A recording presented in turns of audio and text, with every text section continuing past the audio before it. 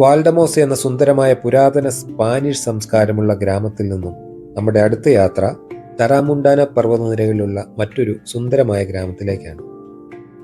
സ്വർഗത്തിലേക്കുള്ള കവാടം എന്നറിയപ്പെടുന്ന ഫോർണലെക്സ് എന്ന ഒരു കൊച്ചു ഗ്രാമം. ഈ കാണുന്നത് തരാമുണ്ടാന പർവ്വതനിരയാണ്. അതിൻ്റെ താഴ്വരയിലൂടെയാണ് നമ്മൾ ഈ യാത്ര ചെയ്യുന്നത്.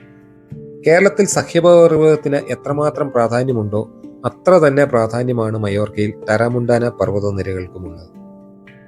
കേരളത്തിന്റെ കാലാവസ്ഥയെ തന്നെ നിയന്ത്രിക്കുന്നത് സഹ്യപർവ്വതമാണെങ്കിൽ ഇവിടുത്തെയും കാലാവസ്ഥയെ നിയന്ത്രിക്കുന്നത് ഈ പർവ്വതങ്ങളാണ്. അതെ, ആ തരാമുണ്ടാന പർവ്വതങ്ങളിലൂടെയാണ് നമ്മൾ ഇന്ന് ഈ യാത്ര ചെയ്യുന്നത്. വാക്കുകളാൽ വിവരിക്കാൻ പറ്റാത്ത വിധം അത്രയ്ക്ക് മനോഹരമാണ് ഇവിടുത്തെ ഈ പ്രകൃതി ഭംഗി.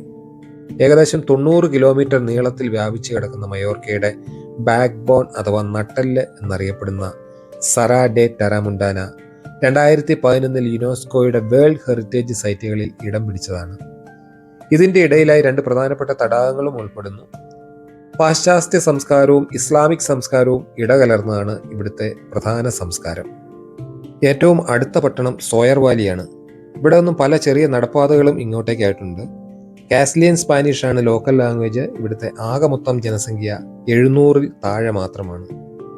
മറ്റു രാജ്യങ്ങളിൽ വർഗീയതകളേക്ക് കളമൊരുക്കുകയും മറ്റു രാജ്യങ്ങളുടെ ഉയർച്ചയിൽ അസൂയപ്പെടുകയും അവിടുത്തെ വൃത്തിഹീനമായ സ്ലമ്മുകളും ഓവുചാലുകളും മാത്രം ചിത്രീകരിക്കുന്ന BBC-യുടെ സൂര്യൻ അസ്തമിക്കാത്ത രാജ്യത്തേക്കാൾ എത്രയോ മടങ്ങ് വൃത്തിയും വെടിപ്പുമുള്ള സ്ഥലമാണ് മയോർക്കയിലെ ഈ ചെറിയ ഗ്രാമം പോലും.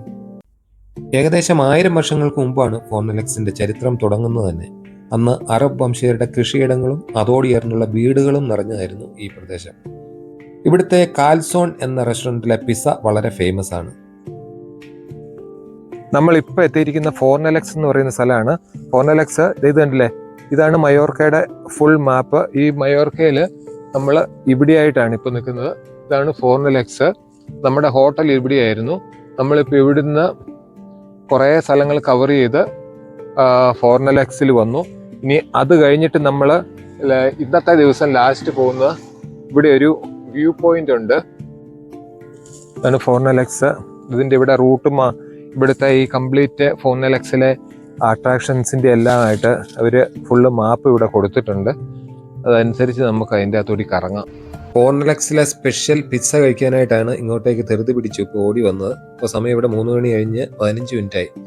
ഇവിടെ വന്നപ്പോഴാണ് അറിയാൻ കഴിഞ്ഞ് ഇവിടുത്തെ കടകളെല്ലാം 3:30 ക്ലോസ് ചെയ്യുമെന്ന്.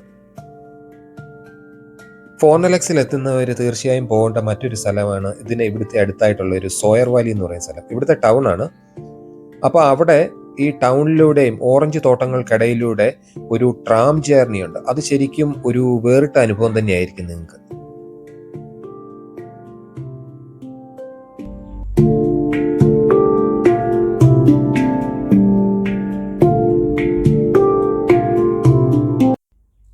ചെങ്കൽ കളറിലുള്ള കല്ലുകൾ കൊണ്ട് നിർമ്മിച്ച അതിപുരാതന സ്പാനിഷ് സംസ്കാരത്തിലുള്ള വീടുകളുടെ ഇടയിലൂടെ കല്ലുകൾ പാകിയ ഈ ഇടനാഴിക സ്വർഗത്തിലേക്കുള്ള വഴി എന്നാണ് അറിയപ്പെടുന്നത്.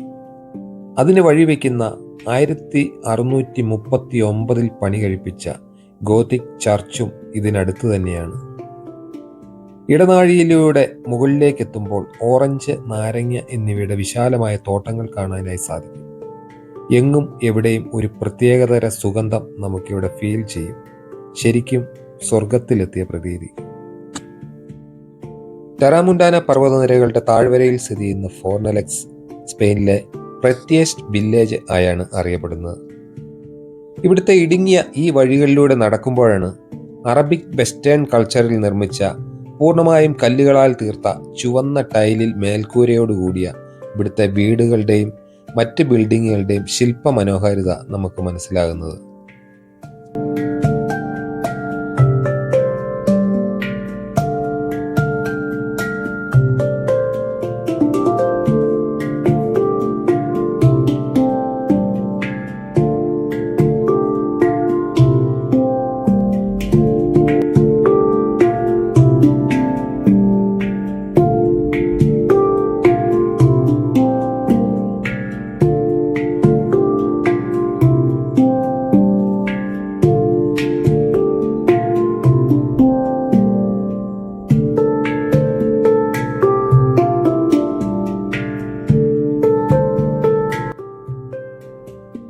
ഓറഞ്ച്, ലെമൺ എന്നിവയുടെ തോട്ടങ്ങളും അതിൻ്റെ ഇടയിലായി ചെറിയൊരു നടപ്പാതയും മനം കുളിർപ്പിക്കുന്ന സുഗന്ധവും, ഇതിനെല്ലാം ഉപരി നമുക്ക് നല്ലൊരു ദിവസം സമ്മാനിച്ച ഫോർണലെക്സിന് നന്ദി പറഞ്ഞുകൊണ്ട് നമ്മുടെ മയോർക്ക ടൂർ ഇവിടെ തുടരുന്നു.